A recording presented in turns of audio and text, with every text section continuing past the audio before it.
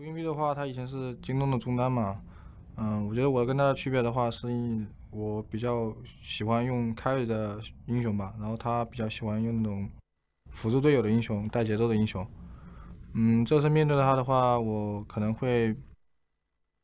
我也会选择一些帮助队友的英雄吧。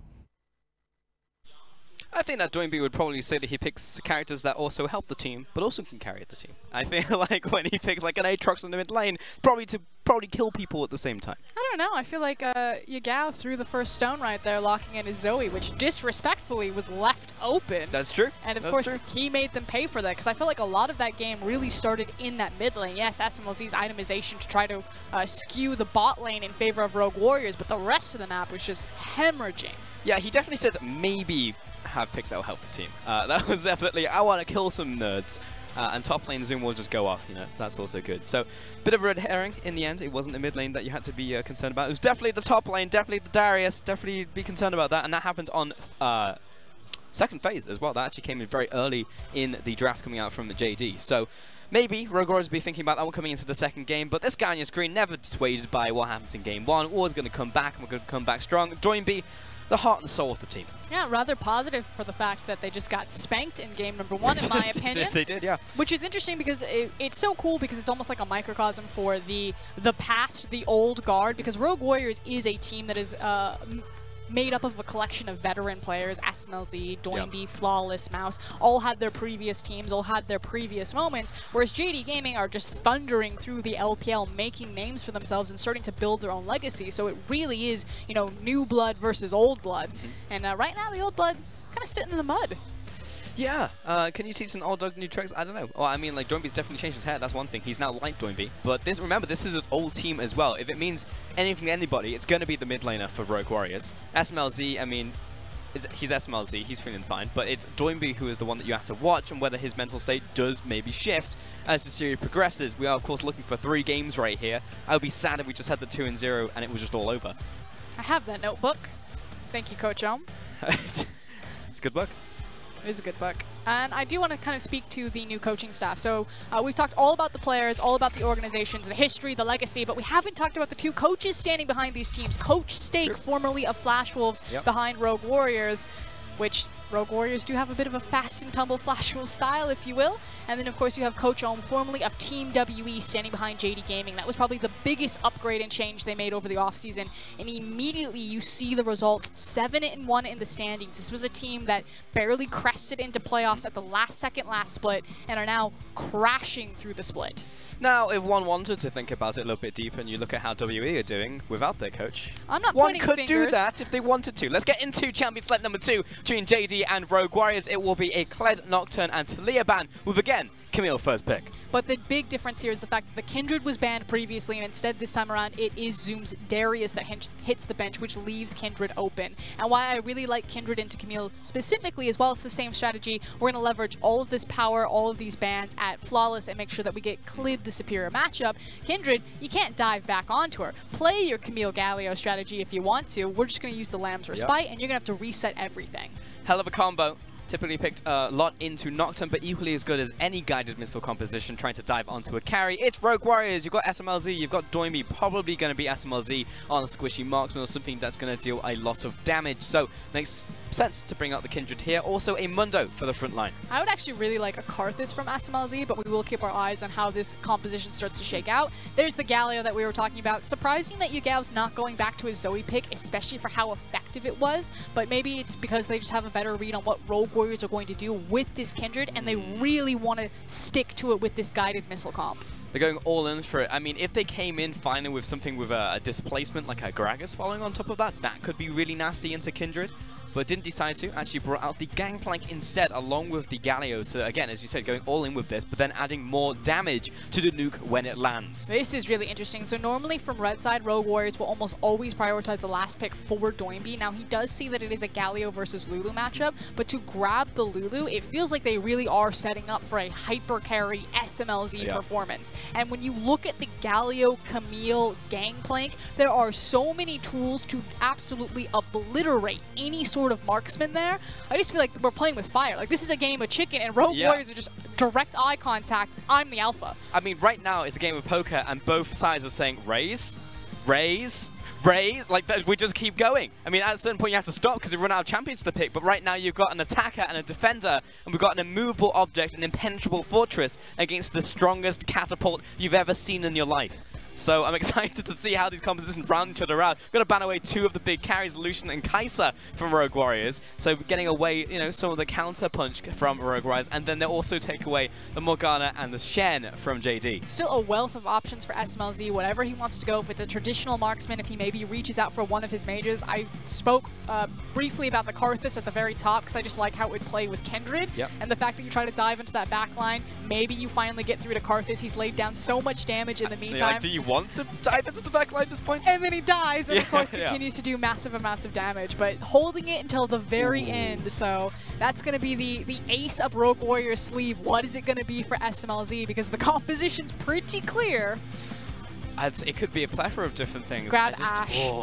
Is it going to be Ashe or Varus? Now, Loken is more of a Varus player than he is an Ashe player, but normally with the Tahm Kench, you pick up the Ashe, but either work. It's also the fact that Ashe would be so effective against Flawless in this jungle and helping create safety for Clid to use the information that you gather from Hawkshot. But Loken looks like he's going to prioritize a bit of that comfort. I understand it. I really do like Varus. He can deal well with an Ashe, so maybe they're also predicting SMLZ will go towards the Ashe. It's one of his most played champions right now this split. But I feel like you're missing a lot of utility then. You're just basically counting on the fact that Camille and Galio will be strong enough to engage these fights and not fall behind at any point. There it is, the Varus for Token Loken in the bottom lane. He's going to be happy with that one, and it's very clear what JD are looking for in this game. Oh, Absolutely, no. don't do it, don't do it, don't do it, don't do it. Don't do it. Not as bad. So we saw SMLZ the other day bring out his Caitlyn in a game to experimentation game. Sivir, our first one of the LPL this split. Now, that's going to be dishing out a lot of damage. I mean, presumably we're going to see a Storm Razors as well come out here. So we're going to have the 2-item, the 3-item power spike. It's going to be Crit City coming out for SMLZ. But this is very much a crit build that we're going to see from this Sivir. And SMLZ has always been the crit build-oriented ADC. We're going to keep our eyes on to see exactly what type of build path he goes for. Like we said, it's the first Sivir of the LPL, but it is definitely a classic for SMLZ. It is. Now, this is the moment when you're like, as a caster and the fan, you're like heavy breathing because it's a Sivir. This is an experimental pick coming in from SMLZ. We saw him already do it on the Caitlyn. How did that game go for us? Not very well, did it? He actually ended up losing his tower first as the Caitlyn. From a theory crafting perspective and how this composition fits together, though, I kind of really like the idea of Kindred and Sivir together, because Kindred's going to place down the ultimate, and you want to fight on top of it because you don't want one team to entirely benefit from that. But what that means is that you're going to be grouped up for Sivir to hit all of those ricochets at some point. So I find that idea very cute. I'm curious if they're going to get the execution, though. So the biggest thing for me, Frosk, is the fact that Sivir has a spell shield. And if you think about this targeted missile comp, one of those factors is going to be completely mitigated, and many of them are very scripted as well. So he can pick and choose which ultimate he doesn't want to be hit by. Yeah, I'm just going to buckle in for this one. It's pretty great. I love it. I mean, we're talking about the fact that it's an impenetrable composition that they're trying to build for themselves. And also the Sivir ultimate, I feel, can be used in a way to push forward. And then when it's like, okay, now is our time to plant our feet. If you think of Bastion from Overwatch, like you're trying to get as far forward as possible, at least the way I play, and then plant your feet and start spraying people down. That is basically what Rogue Warriors are going to do here. And JD are more like, I can't think of a champ, maybe Doomfist. They're going to jump in and try and just blast them. I mean, the fact of the matter is that people have been experimenting with Kled on the global scene, and like, I can't quite get Kled to work in the same way that Rogue Warriors got it to work with. And it's not just the fact that Doinby understands Kled's matchups and his individual mechanics, it's also what Kled means for Rogue Warriors as a team. You saw them chase down JD. This is like a bar fight type of team. You say one thing bad about their mate, suddenly there's 5 people coming out of the bushwork to take you down. Sivir is effectively that same thing. If you catch one Rogue Warriors member out, did you really catch them out, or are you about to get run over and run down? It's the special sauce, man. It's the secret ingredient. And as Poe said, there is no secret ingredient. It's just the fact that you think there's one. Let's get into game here. Game number 2 in Shanghai as I hand it over to the crowd.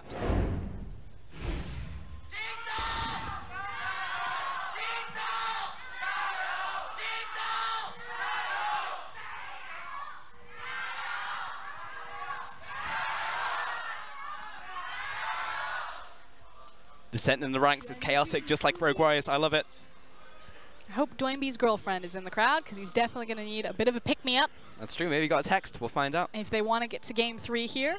Because again, right now, series led for JD Gaming. Old versus new. The Revenge Tour. I just heard that it was actually Doinby's girlfriend leading the chant. I thought so. So she's there. Hey, there you go. That was my tentative. Front I don't and center. really investigate too heavily into players' girlfriends. SMLZ, this time we got it the right way around. I love it. Fantastic. Loken in the bottom lane, he's going to be on his Varus, so he feels very confident with this pick. Now he is against Pizza Delivery Sivir. Now I don't know what his version is to Pineapple. You must now actually call it what the skin is called. Oh, okay, sorry. Sneaky. Sneaky. Yeah. All right, he's on Sneaky Sivir. Are you adverse to pineapple on pizza? No, I love pineapple on pizza. Me too. What about olives? Oh, you've gone too far. Now combine the two. Big fan. Deadpool's favorite. Let's take a look at the Keystone runes right here. You'll see the Zoom in the top lane with Kleptomancy once again. So going back to the OG build. And going back to the Amazing J special as well, look at his starting items. So he's going for a rushed Sheen. And Amazing J would do this because he would be arrogant enough to think that no one was going to gank him or punish him in the lane phase. He'd get a very early back, have the Sheen, and then just go into trade city with Kleptomancy. But it's the fact that he took Klepto, started the Sapphire Crystal, doesn't have Grasp of the Undying, and doesn't have any sort of defense. Like, this is just Zoom looking at Mouse and being like, you're the dog now. Yeah, I mean, let's be honest. I mean, A, in Game 1, Zoom was an absolute monster. He's feeling it in this series. And 2, I find it actually very funny the fact that Amazing J was like that, because he's historically not good at his laning phase. He's about team fights. And he would be like arrogant enough to be like, oh, let's start Mana Crystal. Hey. No problem. Flawless into the bottom lane along with Clid on the backside. Double knockup coming in from Clue. It's big. Sending him back right here with Flawless, but he's taking a lot of damage in tow. That's going to be kill over to Clid. Loken returning fire. 1 for 1, but it's about where the kills ended up. Both junglers' hands right now, but Flawless, of course, dying. Has to go back, loses a lot of time on his jungle, whereas Clid just gets to immediately walk back in and continue on his Krug camp. Excellent ward that was placed behind the Dragon Pit to spot that out happening at first. And JD Gaming, we said, you know, it's not the fact that they have this raw mechanical talent that make them such a threat in the LPL. It's the fact that they're smart, that they have a vision trap like that, that they then play with Fog of War and set up the 1-for-1 trade. SMLZ got a small sneak peek at his runes right there as well. Actually going for Gathering Storm, no real surprise when it's very clear that he's going for a big old crit build later on into this game. Has also gone for a Doran's shield start on top of that. Just what are you oohing at? That minion. No, yeah. I mean, it wasn't a cannon minion, so. I'm judging. Just one, man. There's many more minions to be killed this game. In this mid lane, Yagao facing down Doinby. Now, he did pick this one into the Galio. Doing picked it very early on, pretty much revealing their hands. Of course, the 80 carry bans came through, but in the end, it was the Sivir coming from SMLZ. This is definitely rehearsed coming in from them. And if you want to see one of the greatest Galio players in the world and one of the greatest Lulu players in the world, you are tuned into the right stream. Now, it's no FLICKR Lulu or Galio, but Yagao and Doinby are certainly up there. This was 2 of the champions that they both made their namesake on. It goes all the way back to the QG Reapers for Doinby. It was Morgana and Lulu that he was known for, this secondary support mid laner. Of course, now he's diversified his pool a bit more. He plays the Kled, he plays more of those carry-oriented champions, but this is all about empowering little Flawless. Absolutely the case. I mean, Doinby, you know him from the tanks coming out of Rift Rattles if you're a new Doinby player. Now, he did used to play just like the pure tanks back in the day, like think Ornn, think Maokai. Nautilus. Think Nautilus. Think Victor with Iceborne Gauntlet. Like, Doinby will do it all. But sometimes he'll just pick up the support picks as well. Something to be feared. Also his Karma and Lulu, also things that are very much staples of Doinby. Meanwhile, on the top lane, we've got Mouse back on a traditional tank. I'm going to be spotting out Flawless as he aggresses towards the crab right here. Got a mark on that one, so Mouse is going to assist his jungler with this one. Getting that passive stack up, and Clid will sneak back into his jungle. Top lane, how is Zoom doing? Because, of course, he's gone in for this very aggressive early build for himself in terms of his the riskiness of it. He's gone for the early Sheen as well, so we just completely rushed that one. Got a bunch of consumables, and also the perfect timing in the back pocket. So hasn't so far been punished at all by Flawless, and will probably have a pretty good laning phase. But the issue that I have with Rogue Warriors right now, especially for what JD's draft is that they play around Flawless. Flawless doesn't play around them. You can see it in how they're escorting Flawless into the river to acquire these Scuttle Crabs. Makes sense, because if RNG favors you for Kindred, it can mean a lot if you get a mark as well as the Scuttle Crab. But it means he's not ganking the lane or prioritizing trying to punish this Gangplank, as speaking of punish. Yeah, Kahlua with the early, oh, what a pulverize onto Clid as he tries to jump in there, catch him on the outer ring, but he's still gonna go down as Loken walks him to the tower. Another kill over to JD, but I like the attempted execution there from Rogue Warriors. And Kahlua is interesting. He's the only rookie on Rogue Warriors, and no longer even a rookie, but probably the most inexperienced member. And some days, he just looks like he fits in perfect, especially when he's, you know, just babysitting SMLZ, just doing his duty as the goalkeeper. But anytime he's put in a scenario where he needs to make the balanced decision of when do I engage, how do I set up this play, that's when you start to see some of that inexperience crack through, and he's often the first link in the chain that starts to break when Rogue Warriors fall apart. He's kind of the indicator that they're about to topple over. I feel like we had this conversation about supports the other day. It's Road. It's Road, yeah, the road effect, the driving test, that's the one. Yeah, so I feel like we had the same one, Kahlua. We'll think of a name later on this series. I can't think of one right now. Zoom is just trying to put the pressure down onto Mouse. He's got level 6, so this Mundo is not going to die in a hurry or at all. And it's really just about this Gangplank trying to farm up as fast and as efficiently as possible in the top lane. Plus, we'll find a second round of buffs. Indeed, you are right. The team just like to play towards him and allow him to stack up. But if you think about it, at the end of the day, Rogue Warriors are definitely looking at scaling more than anything else. Yes, they like to fly forward at you, flying V formation, and you know, hit you hard. But it's not going to be so much in the early game, I have to feel. But it is where they're choosing to scale. The fact that it's not just about Sivir. This is not just a 500 CS Sivir win condition composition. It's also about Flawless. Because like we said, it's Flawless not playing towards his lanes, it's his lanes playing towards him. Doinby is right now escorting Flawless into this blue buff, and they're just trying to hard farm this Kindred as much as possible so they have 2 carry threats. Multiple players you can move towards. It would be unfortunate if SMLZ gets sniped out at the very start, despite his spectacular positioning, but Flawless will be there on the backside to pick up the slack. Bottom lane, pretty equal across the board, honestly, in terms of CS. Small advantage in the mid lane to Doinby, as to be expected in a ranged matchup right here. And Yagao's also back towards the mid lane. Now, he does have the TP and ultimate available. Loken has the same. Zoom is going to get his shortly. Now, Mouse is behind on that front, as is SMLZ. So if JD want to try and make something happen, they can bring the whole family down to make it work. But the first dragon is Cloud, so I think it's unfortunate that JD are just like, let's rumble over Cloud. Because it's a Tahm Kench, I don't expect that we're going to see another repeat of them going bottom and trying to make the gank work for the 2v2 Varus Kench. I actually expect that it'll be the Abyssal Voyage that will join into a mid lane river skirmish. So I think that JD should play more with their mobility of not just going one direction, but the fact that they can go bot to mid, mid to bot, and try to skirmish over this dragon. The only unfortunate thing is that it's a Cloud Dragon. Yeah. So not a lot of reason for Rogue Warriors to really try to push their luck there. Look like a butterfly. Look for nothing. Bottom lane, Mao picking up his AD carry on that one. Turning around, taking a lot of damage from SMLZ with a punish there. Very nice. Drops him down to half. Clid is the one who's looking for the gank. He's going to flash after, but here comes Flawless into the bottom lane. Kahlua going to stand still on that one, being put down by the Chains of Corruption with a great ultimate. Taking a small respite right here as he looks to walk away. Ooh. The perfect timing. And he'll walk it off. Yeah, the issue is that Kahlua is constantly falling too low, and it's just putting Rogue Warriors on the back foot, not only because he's losing so much experience and gold that he's unable to acquire sitting under the tower, but then Flawless has to babysit. The ultimate is being used defensively with the Lamb's Respite, as opposed to trying to counter gank or successfully set up a trap on a lot of these plays. And SMLZ is getting zoned off free gold. Tried to get the bounce there. Yeah. Just playing around with the proximity towards the wave right there. I also like that you said respite and said it the right way. And Loken is going to push towards the tower. Nice. I can't say anything correctly. No, you said it the right way. You said the British way. Oh, I did? Big fan, yeah. Respite, not respite. Which is objectively wrong. Anyway, in the bottom lane, Kahlua moving back towards this bottom side. Actually going to go the safe way. I can't tell if that was in the brush or not. But it will at least spot the top side. And SMLZ still pushing forwards in this one. He has completed his BF sword as his first back on also boots. It's a little bit easier to kite back, but that was just purely on reaction. That was not. But SMLZ doing very well so far in this game. He's doing well for how hard he's getting shoved in right now. Yep. Yeah, denied. Tahm Kench, fun champion, love him. Fun lane, to be honest.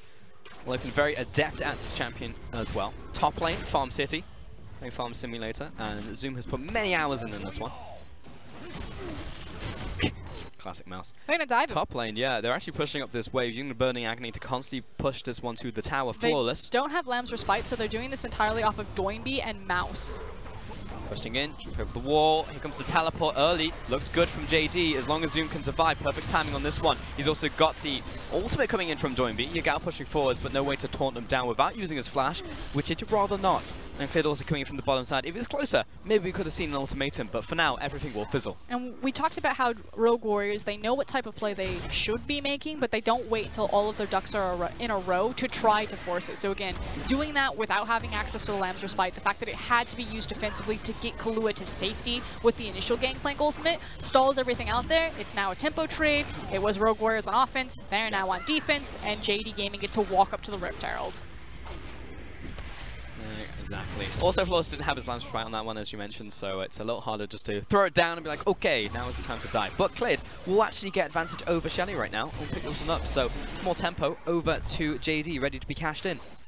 And JD Gaming are perfectly fine.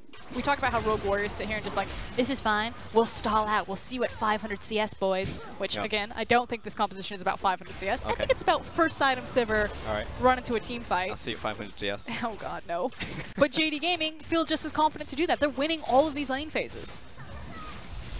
Yeah, no, it's working out well for them, apart from mid. Doinby definitely has a sizable advantage over Yagao, but he's able to rotate. Even just in the CS though, but he's not able to really get unlocked. That was the first time that we saw Doinby kind of roam around and try to make a play happen up at the top side, and Yagao was right there and ready.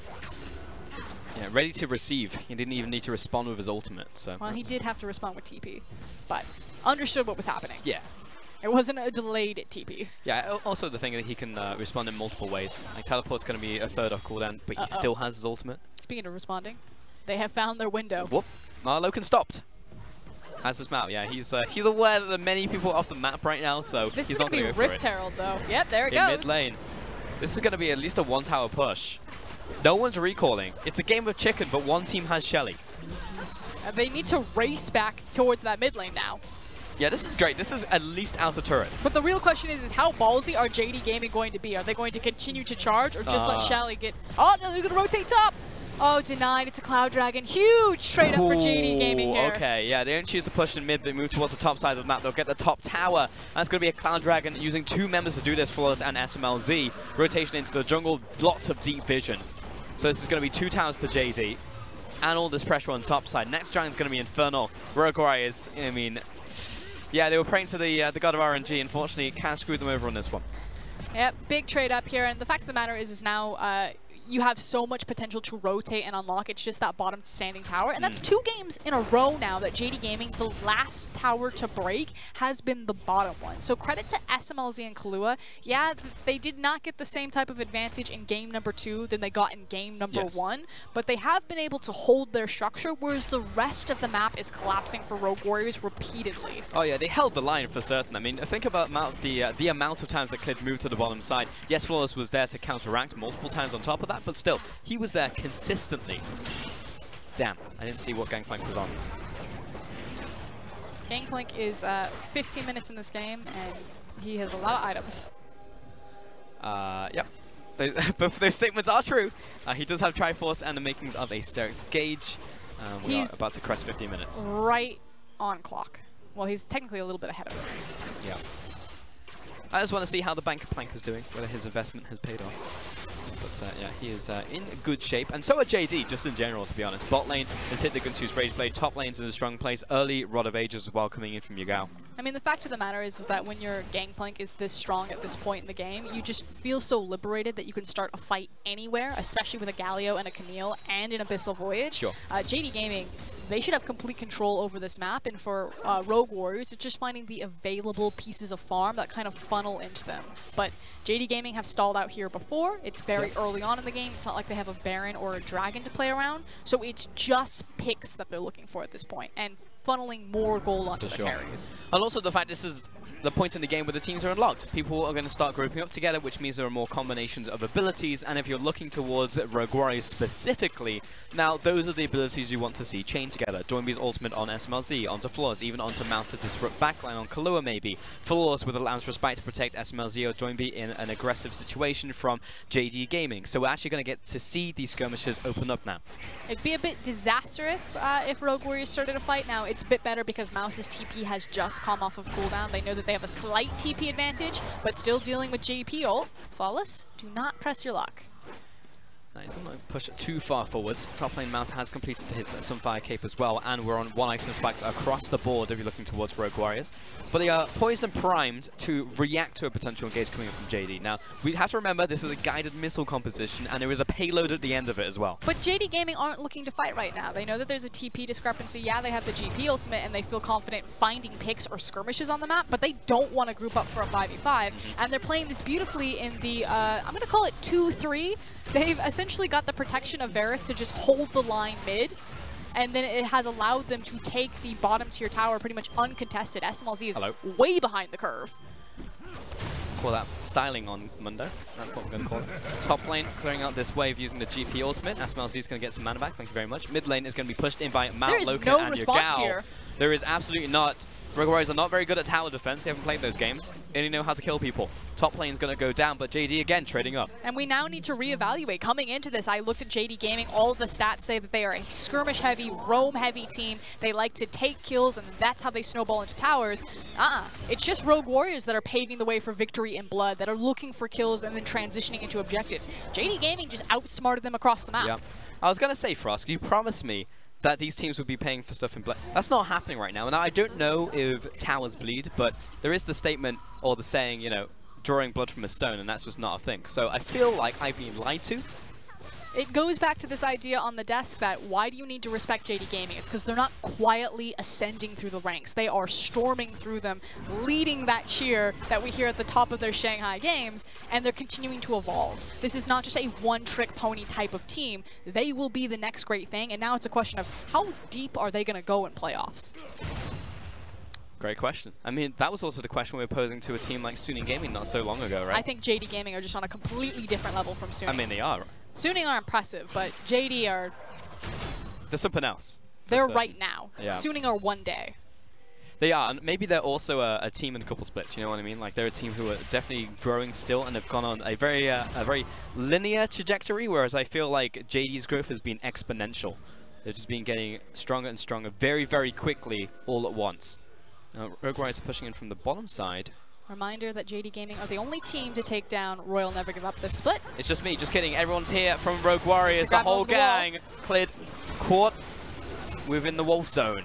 But Rogue Warriors will just get a bit of chip damage. Look towards mid lane. No.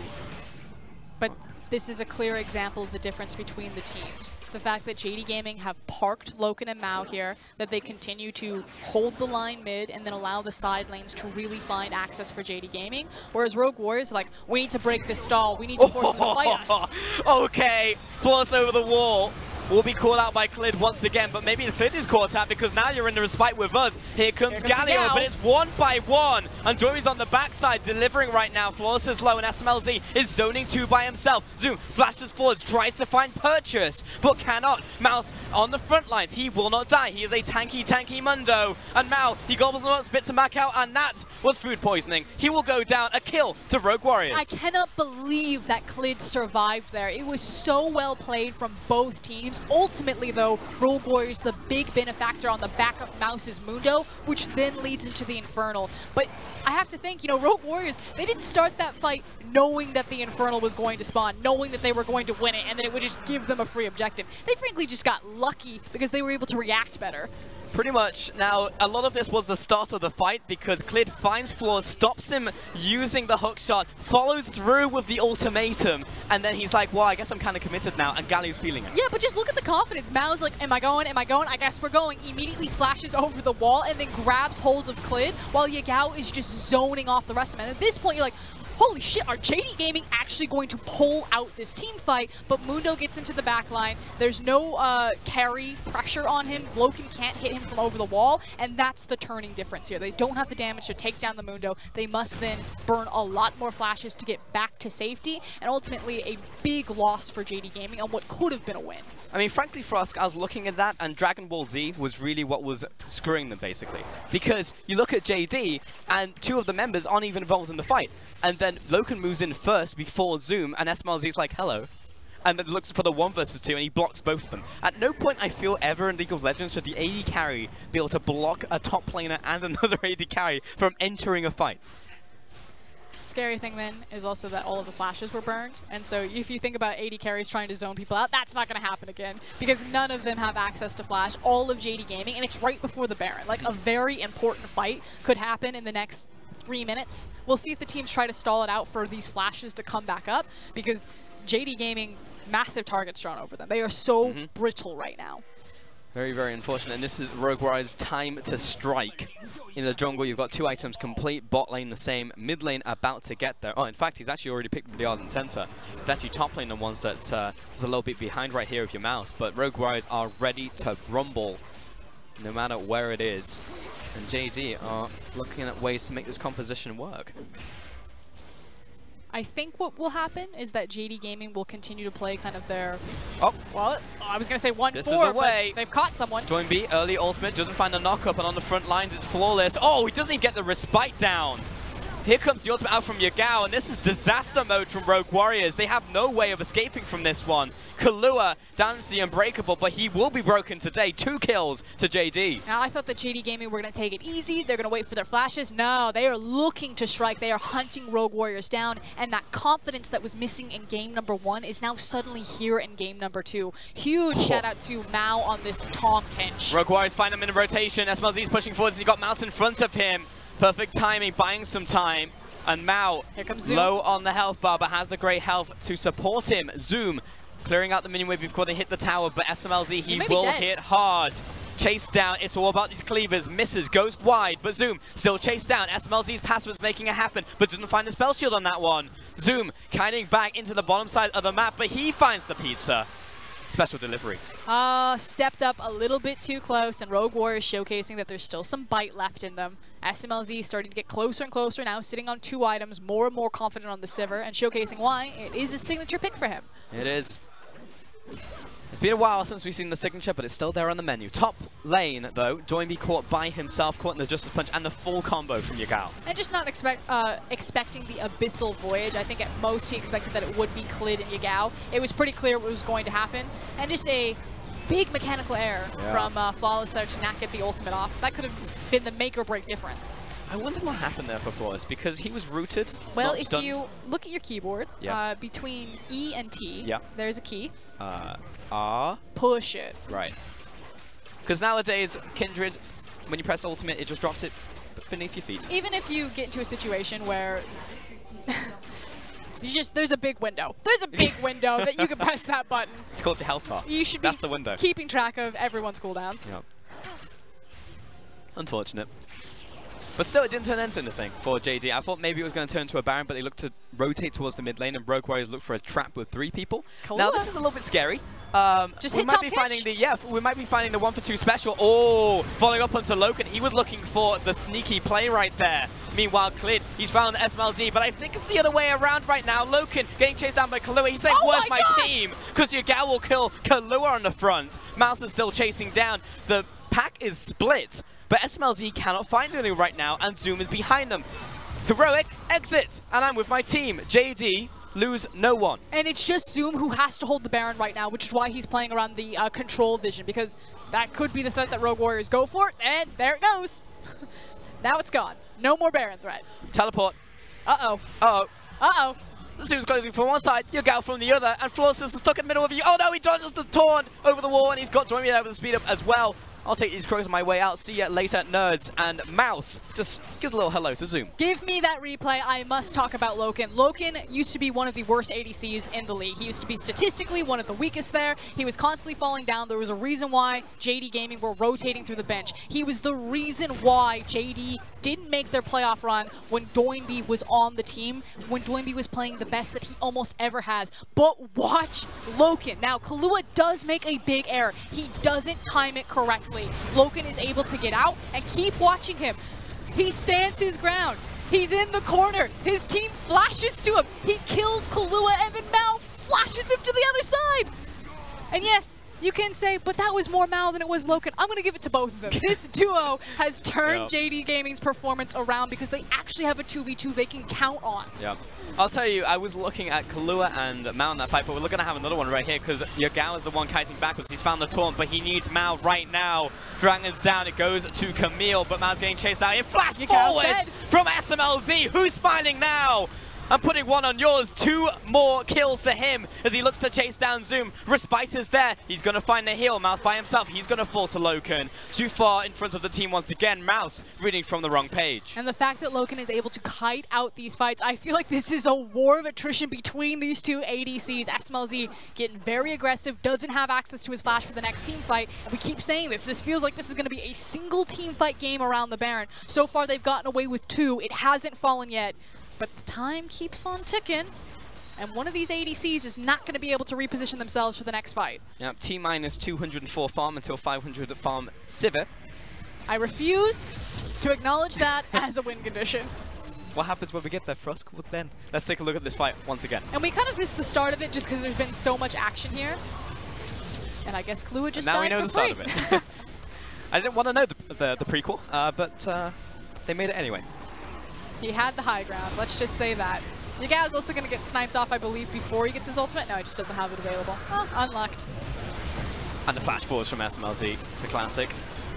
Zoom did a lot of damage in return, though. Rogue Warriors are just sharks. They smell blood in the water, and they just charge forward. They catch teams off guard. You never expect them to continuously be aggressive. They know no defensive play. No. They don't know how to block. They only know how to punch. Is a good offense. And it's a damn good punch. Took out Korea. Okay, there we go. SMLZ's got 3 items.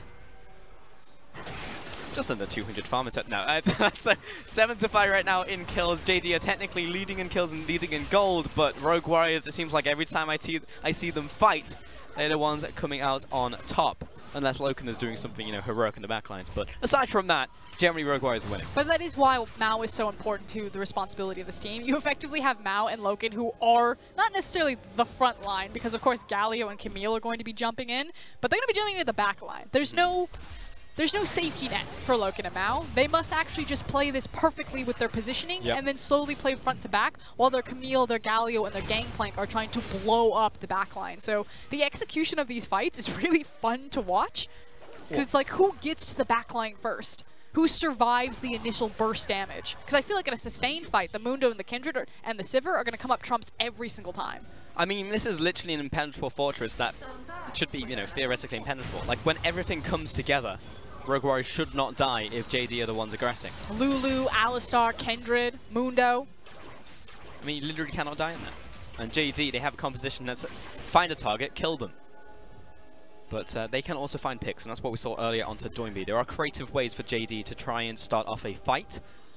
They even found Kahlua in the last one, but still lost 4 versus 5. I still feel like we're falling into this bad habit for JD Gaming, but they still want to run into the 5v5, that they are so keen to fight, as opposed to, again, playing these side lanes. You have so much mobility on your compositions, JD. Just play with that flexibility, the Camille, the Galio, the Abyssal Voyage. This is, again, the difference maker between Royal Never Give Up, Edward Gaming, and how they play out their compositions, and all of the threats that they stack onto them, and JD Gaming, who they're playing a bit rough and tumble with Rogue Warriors. You don't need to play their game. I mean, again, it's the difference between A and S tier, right? Like, we have the strongest teams in the world in this league, and then you have JD and Rogue Warriors who are very close to promoting into it. But there are small things that need to be remedied before you get there. I will say that the sucker punch that Rogue Warriors come out with so often is sometimes the way for them to beat S tier teams. And right here, it's definitely a struggle for JD to try and overcome it, because right now Rogue Warriors just like, just go mid, just take mid. And JD are unable to stop them right here, even though they were looking for those 5v5s, and now they'll have to be on the back foot as the vision is now shoved right into their jungle. And Rogue Warriors had the confidence that they could approach the tower. Hold on, though. Now on the front, Matt's popping the ultimate. He's going to be turned around on. He's taking a lot of damage very quickly. He flashes away on this one and sets Muzzy on the front. Where's the ultimate coming in from Flawless, though? Could they just blast him on the front lines? Flawless turning this one around, though. The 280 carries standing and delivering. SMLZ carry back. Oh, my God. It's a wipe. In a sustained fight, you cannot deal with Rogue Warrior's composition between the Mundo tankiness, between the Alistar ultimate, between the Lulu ultimate, and the Kindred ult. You just cannot crack, as you say, this fortress. They win a massive fight, and they will storm down the mid lane, just the tower fortification to slow them down. Rogue Warriors don't need a minion. Nope, it's way away. They definitely need that minion. No, they don't. They got the tower, they got the inhib, and now they'll probably turn back towards the Baron right here. Rogue Warriors, massive win for themselves. 5-0 play, and that has broken open the game. But JD Gaming don't have to play the map this way. They are feeding into Rogue Warriors doing this. Now, what I was going to talk about before is I was going to compliment Rogue Warriors' vision control, because you see that they have the entire top side of this river really lit up. Now, JD Gaming do have access to vision to see that the Baron has not been started. So again, there's no reason to take this fight. And speaking of fight, this is not a continuation. This is definitely a different fight. First, Kahlua dies, and now JD find an opportunity to find more. Doinby and Flawless over the wall, but Mouse does not have a flash. Mundo dies where he pleases in the pit. 2 kills to JD. I believe that's 4 Barons that makes it out, possibly just 3. Needed to keep track of where Doinby's death timer was if he fell down in that fight. And we've got to pause. Excuse me, guys. My dash wasn't working on Mundo. I'm going to have to pause this game. You don't have a dash, Mundo. You just die. Man, if they had had that creep wave, the tower fortification would not have slowed them down. They could have gotten to that Baron just that much faster, and Mundo wouldn't have had to die there. Exactly. It looks like it was Lumao who took off his headset, so I would assume maybe there is a potential audio issue. I like to take bets. I think it's an audio issue. What do you think? I don't like to bet on audio issues. Fun fact about JD Gaming is typically their games like to go to 3. They're not really a one-and-done type of team. That's true. They also like to experiment with their second games a lot. You guys say experiment. What do you say, Frost? I just say inconsistent. Okay. Because there's one, like, yeah, sometimes they will try different compositions that they haven't necessarily shown every single time. But if you keep seeing those same compositions, you know, week after week, is it still experimenting, or is that just their style? They're still trying. They're still trying. Like, it's not working yet. Just try it again. Or you could just kill a team in 2-0.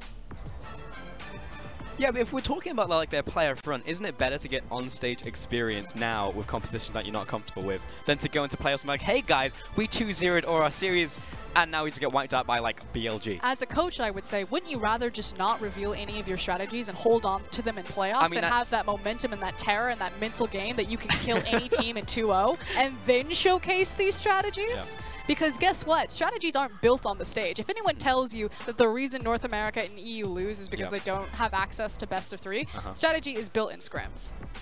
On-stage experience is important. I'm not saying there's no compromise between the two, but if you think that JD Gaming are busting it out and learning everything in these game 2s, I'm just saying this sounds like old FLICKR talking right here, and not new FLICKR.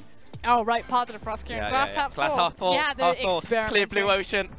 Half full. Experimenting. No, but I feel like for a team like JD going into playoffs in the first time that they've like legitimately been really, really, really good, it is actually fair for them to try a little bit on stage. Whereas you look towards a team like RNG or EDG, and it's like, well, I mean, yes, you have iterating rosters, but these guys, they've been around the block. This isn't their first rodeo. They know how to play the things out on stage. Rebuttal number 2. All right. It is very dangerous for JD Gaming to experiment with anything because they're in the Eastern Conference. That playoff bracket is pretty much entirely locked because of how competitive it is. That is Invictus Gaming, Royal Never Give Up, Suning, and JD Gaming. And then if you have the rise of BLG, like, you could very easily lose your playoff position. That's true. So again, if you're in the Western Conference, go ahead.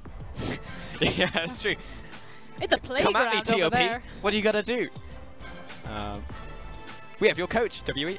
Yeah, it's like, so they have different ways to go. Yeah, I agree. I mean, Suning Gaming, again, I feel like we already said this. They're like a one-day team or a team who are going to be good in like next split. So I think there is enough of a buffer. But of course, you're gunning for like a 3rd place versus a 4th place, which means a lot in our league. That's the difference between an entire full game in a best of 5 in the gauntlet. If you haven't seen the LPL playoff gauntlet, it is absolutely brutal. Depending on where you seed in your regular split, if you are the 1st place team in either the Western or Eastern Eastern Conference, you are automatically seeded into the semifinals. That is 2 best-of-5s away from an appearance at Worlds. Yep. So there is no time for experimentation. Every series matters. Is that playoffs or is it regular season? Because right now I'm looking at... No, I think that... I like what we're seeing in the second game. I mean, JD, we're in the second game right now. They won the first game, and this doesn't look like, to me, experimentation. This just looks like they want to find the 2-0 in this one. And I think the way that they've been playing as well, like searching for cracks on the armor into Rogue Warriors has found it. I mean, multiple times they have found chinks in the armor, and it has been Doinby. But the issue is that Rogue Warriors composition and kind of the gimmick that Coach Stake has assembled here is rather vicious. And I like the word gimmick for Rogue Warriors. I try to shy away from it from a lot of LPL teams, but they do have very creative either build paths or play styles or just identities. Clement likes to use the word shell in terms of compositions if you think of them as cores that you... Why shells? Like, can we explore that concept for a second? Because, like, we've been using it for a while now, but I don't understand why shell. Like, as in the aquatic term, as in, like, shellfish? No. It's like a hermit crab? As in, like, something that you would fill. Oh.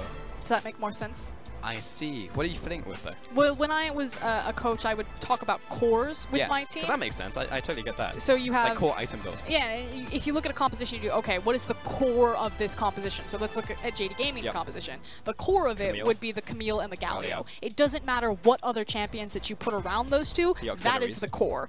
And so from that point, you then identify, okay, what is our core good at and when is it good at it? Yeah. So you would say level 6, all in engagements. And then you could start putting your accessories around that core that peak at the same time. And that's how you find either a very well-balanced composition. So if your core is very strong at level, let's say 11.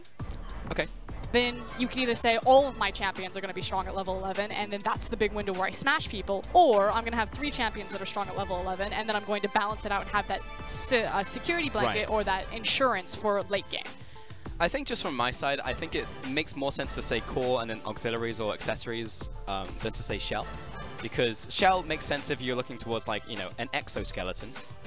I just like assume a protecting comp. It's because of the communication channels that Clement has. Right. Because, you know, every team and every region is going to have different verbiage that they use. I'm just saying, where did it come from, right? Because, like, shell... I'm telling you where it came from. It came from the LMS and the LPL. Yeah, but why did they say shell? Because shell implies something died first, and then you have the shell. Do you know what they call creeps? What's that? Remote soldiers. Remote soldiers. RS. Do you know what they call Baron and Dragon? Little Dragon and Big Dragon. Yeah. Dalong and Xiaolong. Yeah. I mean, every region's going to have different names, different translations for kind of the same concepts. Yeah, that's fair. I just want to know, like, the etymology and where they came from, you know, so I can fully understand it. Because I understand where core, like, auxiliary comes from, right?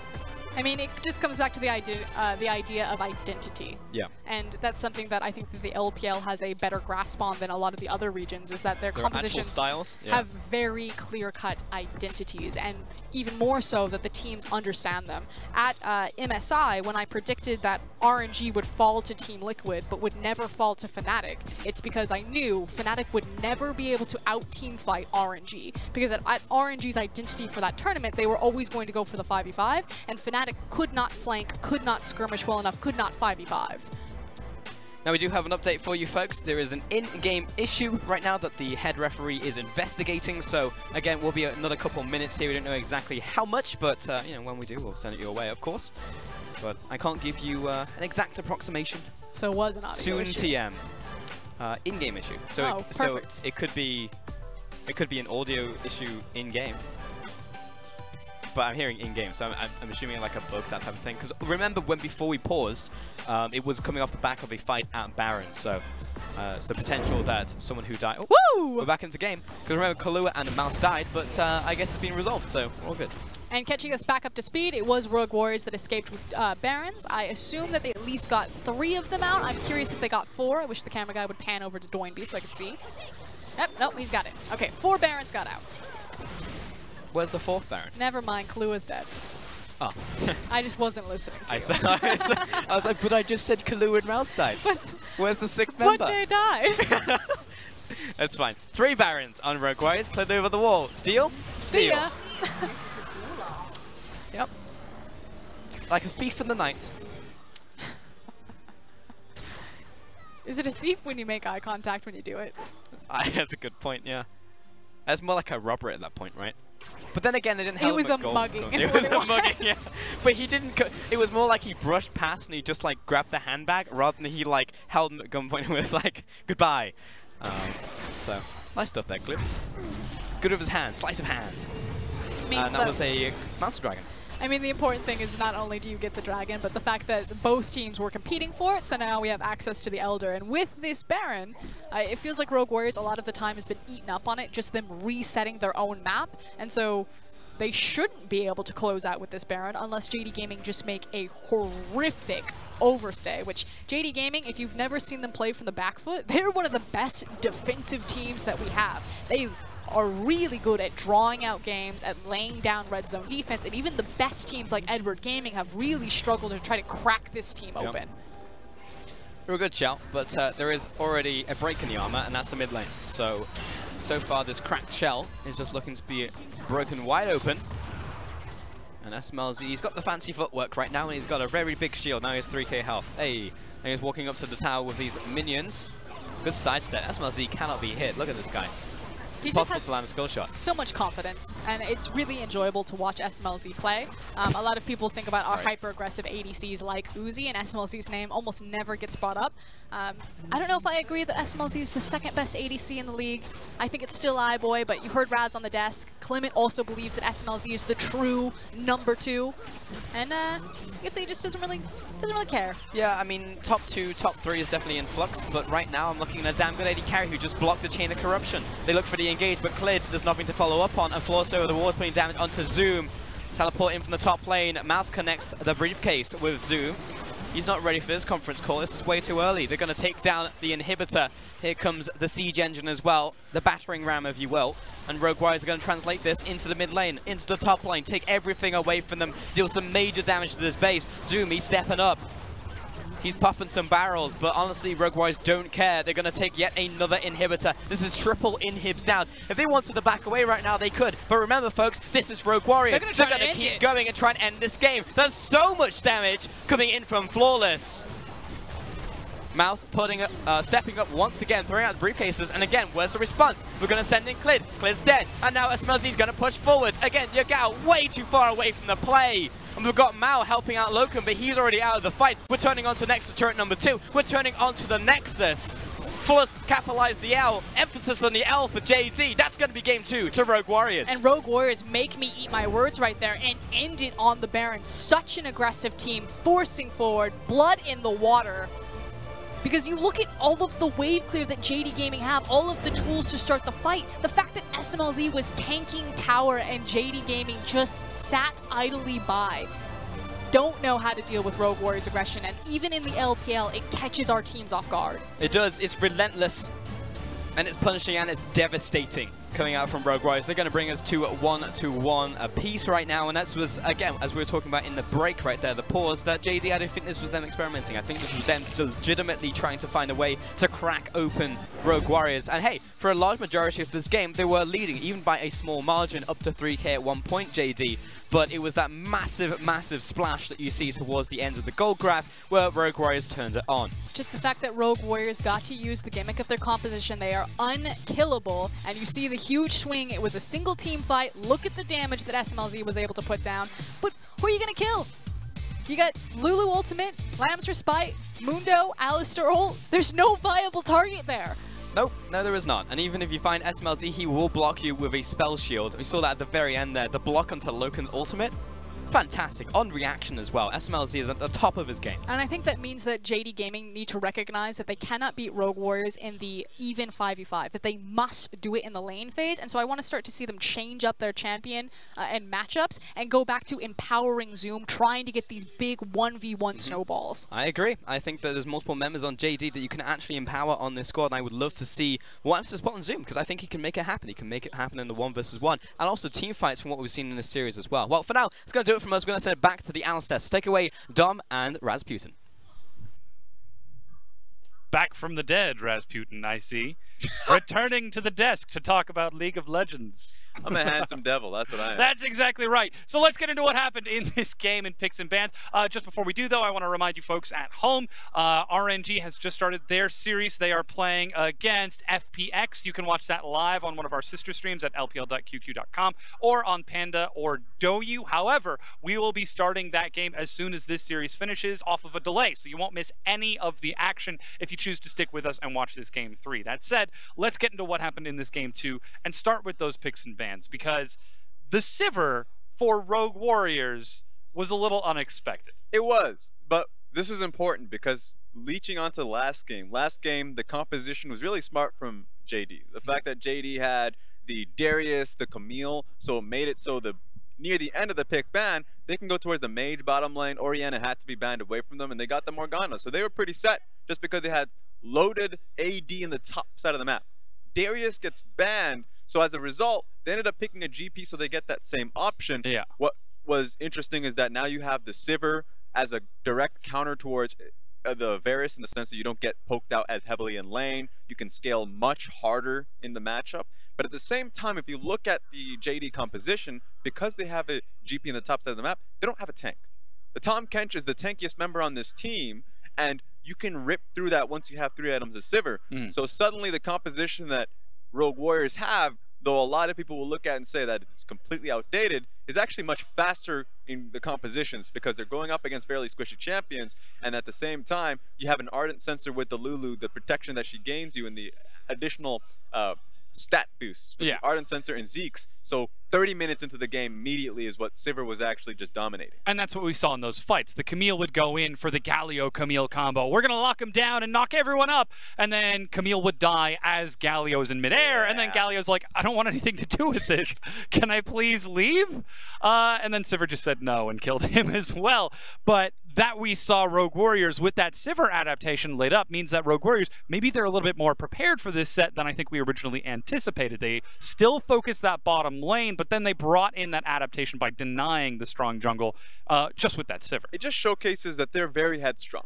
That they went from the last game, and their decision was actually to take away the team fighting strength of the Darius, still focus on that team fighting, but then say that we can deal with the Camille. I thought the Camille was the major point of contention going into the first pick ban, second one. It was even first picked in this case from JD.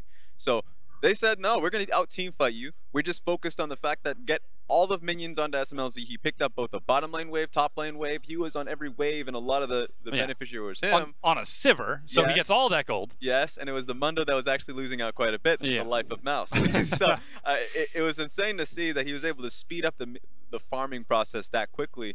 And so remember the early game item that he was able to attain for himself. We have to make a point of the fact that 2 items of the Stormrazor and the Rapid Fire Cannon, the buff to Stormrazor means that you get the 200% crit damage on just a single off the single completed Zeke. So he had the early game just based off that. And as a result of that, he was doing massive damage in these fights. That said, we still saw the AP Varus from Loken on the other side. He tried to match it and had some good sidesteps, but I think that's where the difference comes from. For Varus, in order to do his damage, he's got to do Blight stacks and pop it, especially on AP Varus, whereas if you're Sivir, you just click. Just run. And that's it. just run. That's exactly what we see in the team fight that we've got for you here, where Rogue Warriors, you can see the Sivir gets caught out. She's got no flash. She's got no way to be safe. So gets the Lamb's Respite put on top of her. Everybody stacks up. And then SMLZ presses a click. And that's what's interesting, because you already saw how much damage was actually put down and towards Mouse. So he's out of the fight completely. That's what AP Varus can give for you. But Lamb's Respite allows you to live a little bit longer in this team fight. And so Rogue Warriors clean up just based off the fact that they get a little bit more time to deal the damage. And of course, ricochet after ricochet, they were able to equalize the health. And I do want to point out that SMLZ is one of the few players in our league who will actively emote both during and after fights using the Tahm Kench Cup of Tea. He takes our man of the match off the back of that emote. 6-0-5, 100% kill participation, nearly 50% of his team's damage. And as the Nexus was destroyed, he emoted the white flag against JD Gaming. So not only did he take this game, but he's also playing the mental warfare. Yeah, just looking towards game 3. The fact that he got 47% damage, you already talked about that. just another That's a lot. Sivir composition. You know, just go get your mind way back into season 3. It's fun that you can get to that in this season here. Yeah, we're still seeing that again. That said, we've got that game 3 coming at you. Don't go anywhere. The LPL will be right back. 登峰造极，方可声名远扬。侠盗勇士自在威震四方。